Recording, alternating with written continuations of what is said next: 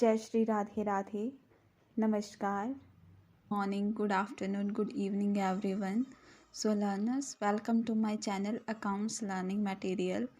तो learners, आज हम पढ़ेंगे what is accounting, meaning of accounting, definition of accounting and objective of accounting.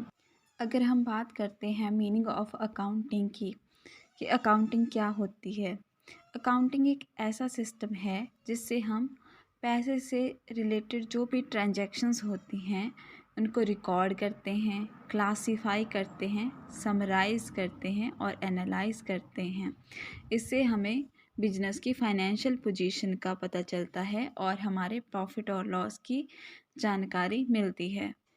जैसे हम यहाँ देख सकते हैं, accounting is the systematic process of identifying, measuring, recording and communicating financial information about an entity to facilitate informed decision making by various stakeholders. इसमें बोला गया है कि जो अकाउंटिंग होती है इसमें जो भी हमारी ट्रांजैक्शन होती है, जैसे मान लीजिए आप जाके पेन बाय करते हैं किसी दुकान से, तो वहाँ पे आप क्या करते हैं, उनको पैसे देते हैं और उनसे आप पेन लेते हैं। जो आप पैसे देते हैं और पेन लेते हैं, इनको बोलते हैं हम financial transaction.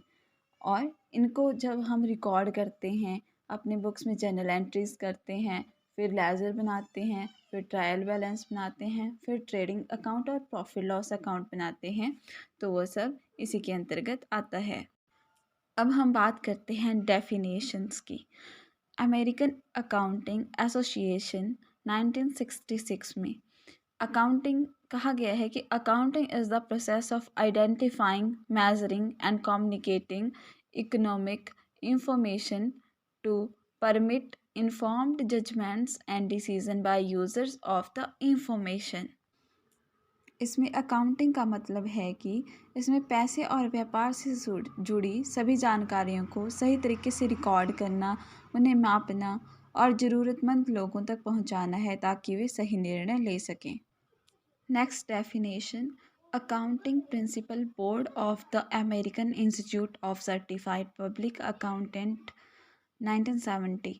The function of accounting is to provide quantitative information, preliminary, financial in nature, about economic entities that is intended to be useful in making economic decisions। इसमें बात की गई है क्वांटिटेटिव इंफॉर्मेशन की। क्वांटिटेटिव इंफॉर्मेशन से हमारा मतलब है यहाँ पे नंबर बेस्ड इंफॉर्मेशन देना, मतलब जो कि फाइनेंशियल नेचर की है उनकी इंफॉर्मेशन देना और उसके बेस पे हम इकोनॉमिक एंटिटीज से जुड़ी हुए डिसीज़न ले सकते हैं।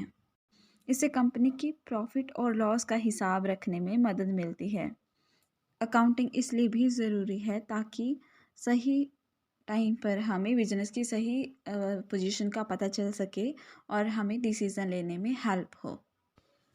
अब चलिए एग्ज़ाम्पल के माध्यम से हम इसे समझते हैं।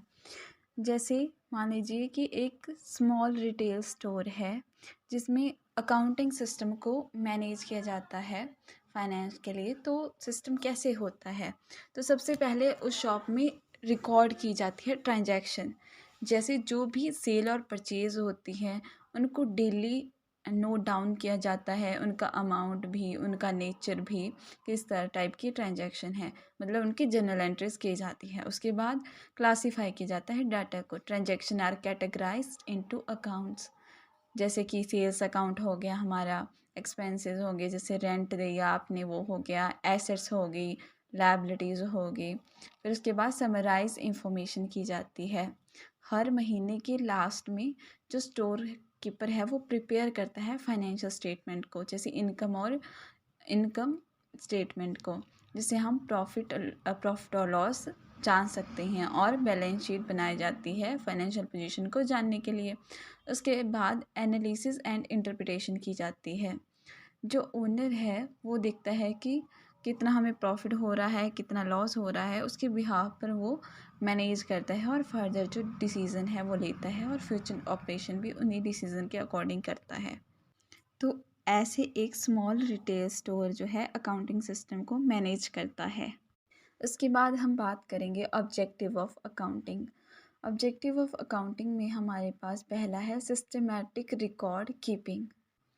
इसमें कहा गया है कि सिस्टमैटिक रिकॉर्ड किया जाता है, मीन्स पहले जर्नल एंट्री की जाती है, फिर लेजर बनाया जाता है, फिर ट्रायल बैलेंस बनाया जाता है। उसके बाद हमारा आता है trading account, profit and loss account and after that balance sheet आती है।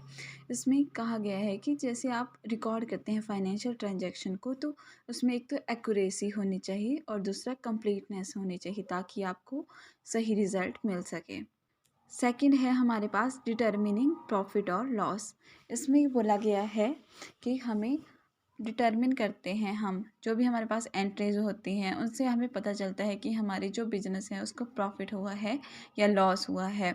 जो स्टेक होल्डर हैं वो इसकी फाइनेंशियल परफॉर्मेंस के बिहाफ पर डिसाइड करते हैं कि वो क्या इसमें इन्वेस्ट करेंगे या नहीं। इसके बाद अगला है असेसिंग फाइनेंशियल पोजीशन, कि फाइनेंशियल स्टेटस को इवेलुएट करने के लिए एक बिजनेसमैन जो है, जो गिवन टाइम है उस पर देखता है कि उसके पास कितनी एसेट्स हैं, कितनी लायबिलिटीज़ हैं, कितनी उसकी ओनर की इक्विटी है, ताकि वो डिसाइड कर सके कि अगर उसमें कुछ कमियां हैं, लॉसेस हो रहे हैं, तो क्या उसके रीज़न हैं और कैसे वो उनको ठीक कर सकता है।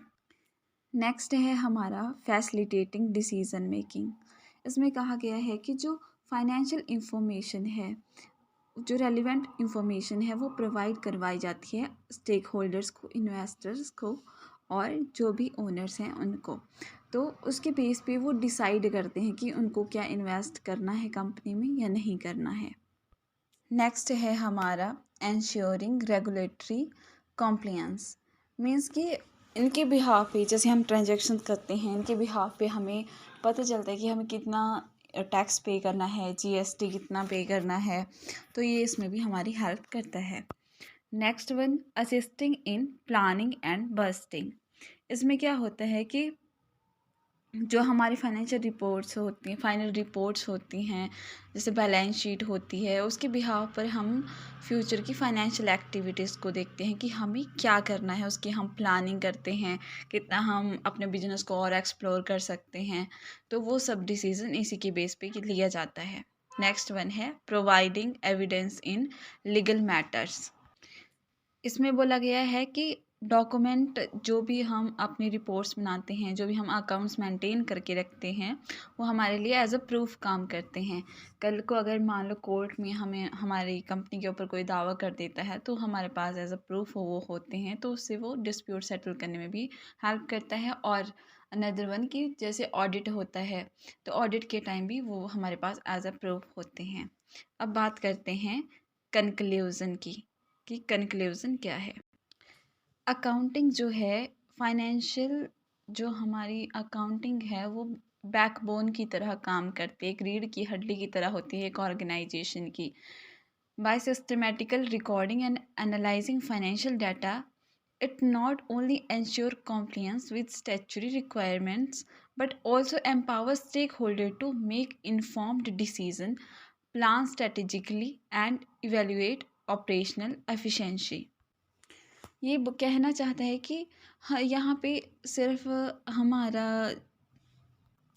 तात्पर्य केवल इनको सिस्टमेटिकली रिकॉर्ड करने से ही नहीं है, मतलब कि इसके बिहाफ पर हम ओनली टैक्सेस ही पे नहीं करते हैं, बल्कि ये जो स्टेक होल्डर्स होते हैं उनको हेल्प करता है इन्वेस्टमेंट के डिसीज़न लेने में, और जो इन्वेस्टर होते हैं उनको भी हेल्प करता है डिसीज़न के लिए, और जो इवन जो ओनर होते हैं उनको भी हेल्प करता है कि उनकी बिजनेस ऑर्गेनाइजेशन में क्या क्या कमियां हैं, कितना उनको लॉस हुआ है, कितना प्रॉफिट हुआ है, और फर्दर कितना वो एक्सपेंड कर सकते हैं।